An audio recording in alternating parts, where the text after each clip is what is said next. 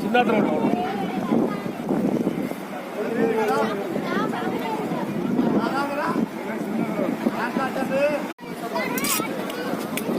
இது எடுக்கணும்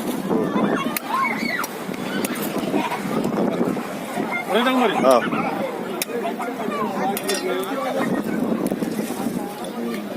சாதா குறவு தான் இது அப்படியா சாப்பிட்டுக்கு